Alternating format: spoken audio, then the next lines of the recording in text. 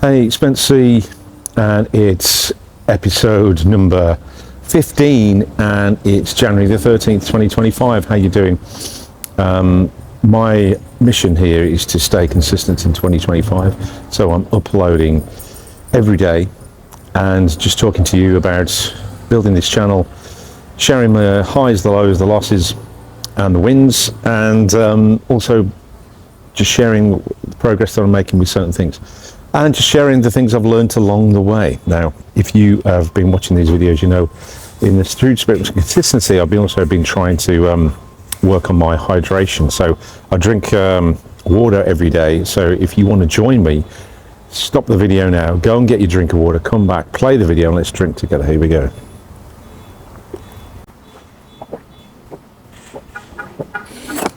Yeah, room temperature. This is smart water. It's got alkaline in it. It should make me smarter, if that's possible.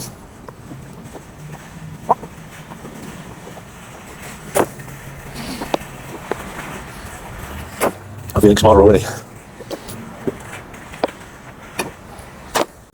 Of course, smart here in the USA means bright, you know, intelligent, whereas smart in the UK is like smart.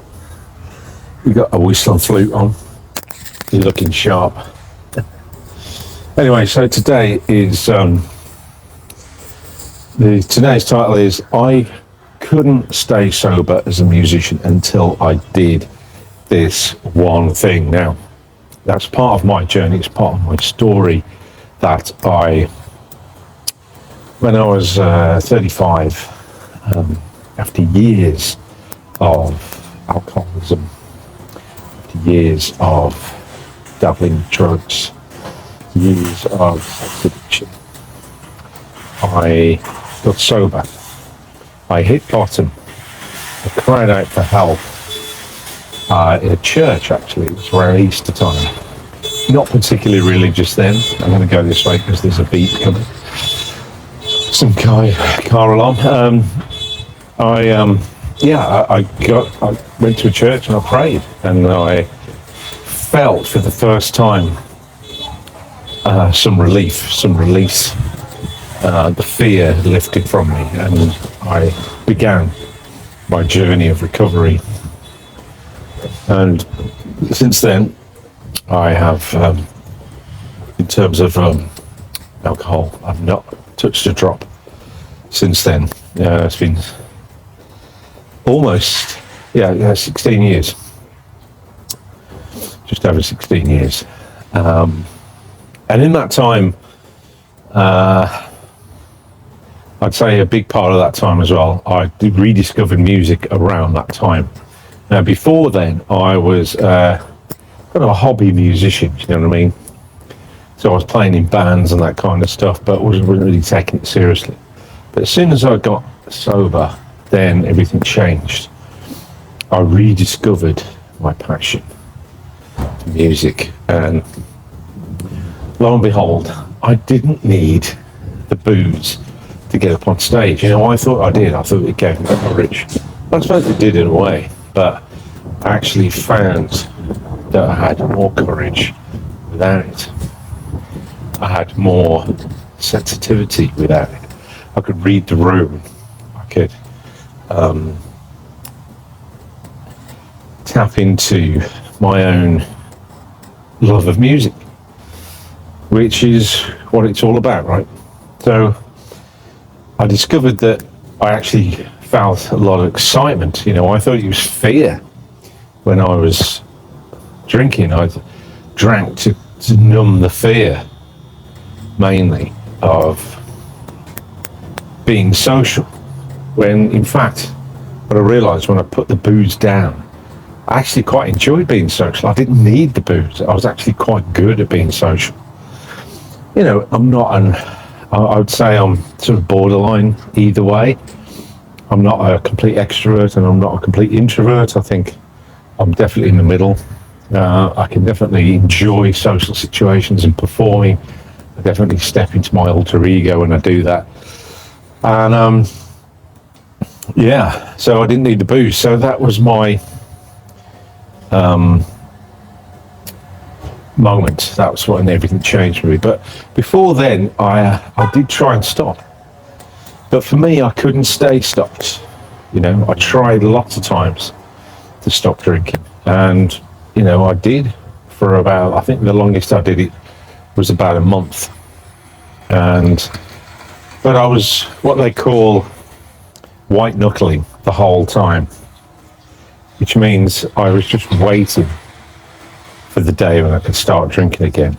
I think the longer I'd stopped drinking, it was just like to prove to myself that I could stop, and then I could reward myself with another binge. You know, that's how I thought about alcohol. It was something that I could control. It was something that I could pick it up and put it down whenever I wanted to. I could control my level of participation. I could have 3 drinks of 4. I could stop after 2. You know, all this kind of stuff. But the truth is, nothing changed until I changed my mindset around that. Nothing changed until I realized that I couldn't do that. For me, I'm not saying everybody's the same, but for me, I couldn't stop once I started. If I had 1 drink, I'd want 10. And yeah, I could stop at 3, say, but I'd be obsessed, you know. Mentally, I wouldn't stop drinking. I'd still be obsessed about it. I'd be thinking about it. I wouldn't be able to relax. And so I knew then that the problem was that I was addicted to it. And so the only way for me to stay sober is to not drink in the first place. And that's worked for me. And I know everybody's different. Everybody's got their own sort of journey with alcohol. And I believe some people can take it or leave it. Like, I think for me, I think of it like chocolate. So for me, chocolate, I could have 2 squares of chocolate and I go, I've enjoyed that, that's enough. Put it down and and not pick it up again for weeks. And I've done that. I've had chocolates in the house that have actually gone mouldy because I've left them there that long. So that's with chocolate for me. I can take it or leave it. I don't get obsessed about it. I don't think about it once I've had a bit. I don't sort of, I want a bit more and, you know, can't control it. I can. And that's all. I think some people can do that with alcohol. But I can't. And for a long time I thought I could. That was the problem. That's the crux of this video, is what I'm trying to say, is until I realized I cannot stop once I start, and I cannot stay stopped, then that's when I realized, for me, I'm an alcoholic. And the solution for me is, first of all, to stop drinking and not to pick up a drink. To realize that for me, alcohol is poison. If I have 1 drink, I can't stop, and it will eventually kill me spiritually first. And I've had many close calls when I was drinking, physically, you know, drunk driving, getting into fights, the consequences of drinking. Not necessarily I never drank. I drank once or twice to pass out, but I was never, you know, I never drank like hard spirits all the time. So, but it would have killed me eventually, physically, I'm sure. So for me, putting it down and not picking it up again was the solution, and is today. And I have to admit, I think the first year or so I struggled a bit. Not that I didn't relapse, but I did. It was on me, like mentally. I was thinking, you know, I did have that thought a few times. I'd get resentful of people. You know, for me, like bank holidays, Christmas, New Year, all those kind of things were big times, big triggers for me when I was sober, because they were the times that I'd really go for it. Because I was a binge drinker. I wasn't like the chronic alcoholic where I had to, you know, I couldn't get out of bed without a drink. I wasn't at that stage. Maybe I would have got there if I carried on, but for me, I was a binge drinker. I was functioning. I held down a job just about, but I'd be, most nights I'd drink, and then like weekends, any holidays, I'd just drink to excess every night, every day. Well, more the nights. Anyway, so when it came for me, that first year, I had a bit resentful when I saw like hot summer's day, people outside in the beer garden drinking. I'd look at them and go, a part of me wanted to go and run around and knock drinks out of people's hands, going, "What are you doing? You're crazy. You're all mad." It was me that was mad. But after that, it kind of waned, and I realised that I could live without it, and I was actually much happier. I slept better, saved more money, obviously. I still don't really know how I managed to drink the amount I did, and spend the amount I did on drink. It's crazy to me, but anyway, so it was all. My life just improved 100%. And my music improved. I started to play solo, recorded an album, had all these adventures, went to the States, where I'm now actually. Went to played in San Francisco, not too far from here. Played in New York, was on the Jimmy Lloyd Songwriting Showcase, which was filmed in New York and aired on NBC. Had my music played on national BBC radio. Did a session for a live session for radio, BBC Radio in Birmingham, Radio WM, and just did loads of things sober, which I never could have done when I was drunk and drinking. So I think that's my point.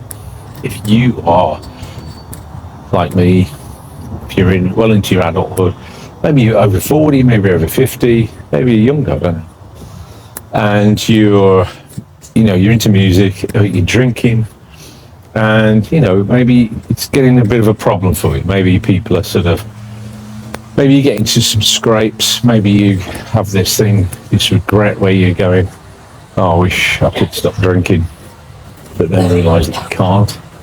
Or maybe you've tried lots of times to stop and you can't. Maybe you've lost your driving licence because of drinking. Maybe you've lost some jobs because of drinking. Maybe you just feel like shit and you wish you could stop. Maybe that's you and your music, and maybe you're scared that if you stop drinking, then you'll stop enjoying music, that your friends will think you're a twat. If you're in America, then your friends will think you're an idiot.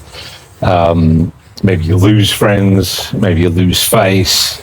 All these kind of fears are just bullshit, because at the end of the day, it's your life and you have to live it.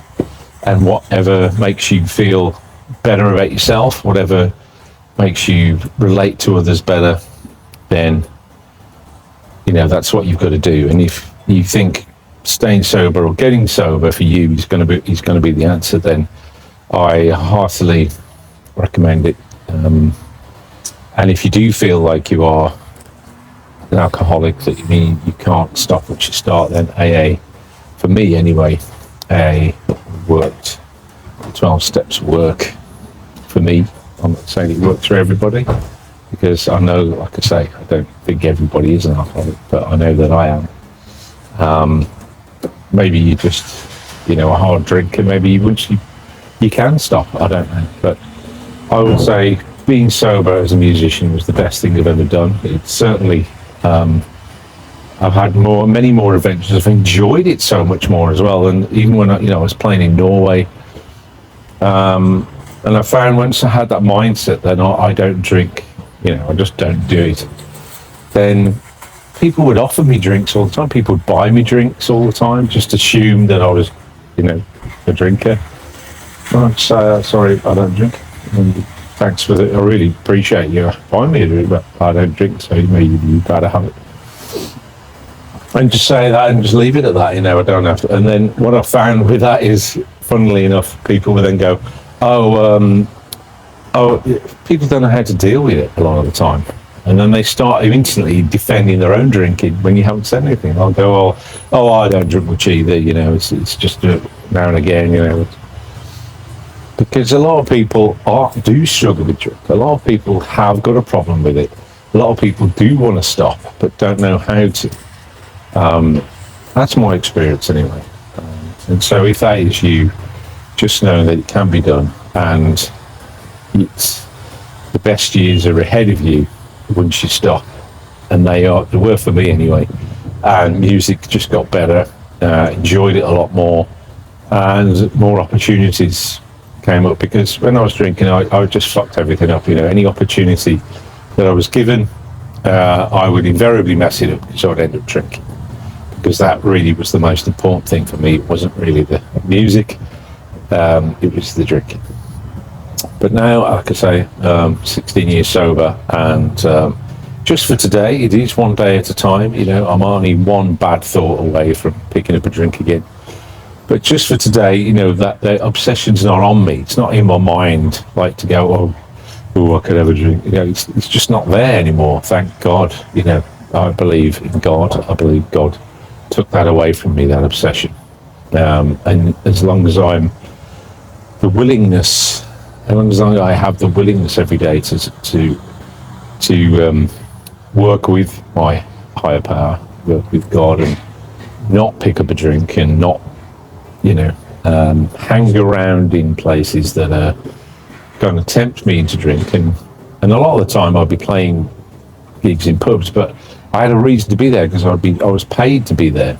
I wasn't just hanging around there. So a lot of the time I would be, I'd just go in, do the job, and get out. And I could socialise with people, but I don't like before. I just spend all day in the pub, just messing around, watching sport, or just hanging out, and really because I just wanted to drink. But now, if I have to go somewhere where there's alcohol served, it doesn't bother me, but I don't spend any longer there than I need to, if that makes sense. So I think that's gone way over today, but I think it's all good. And this is a new experimental way. I'm in a sort of shopping mall, outside shopping mall in the States here, where I'm going to be for the next sort of month or so. And it's a beautiful day, and it's a beautiful day to be sober. Thank God, I don't have to, watch over my shoulder. I'm not obsessed with the alcohol anymore. It's just left me, and I'm so grateful every day to be sober, and every day that I get to play music sober is a gift. So if any of this resonated with you, then drop a like, drop a comment down below. Share this with somebody if you think that they need to hear it, and I will see you on the next one. And don't forget that it is a daily thing here. It's a daily video thing that I'm doing here, and don't forget that rejection is just correction. And what was the other thing I was going to say? Yeah, rejection is just correction, and ridicule is fuel. See you tomorrow.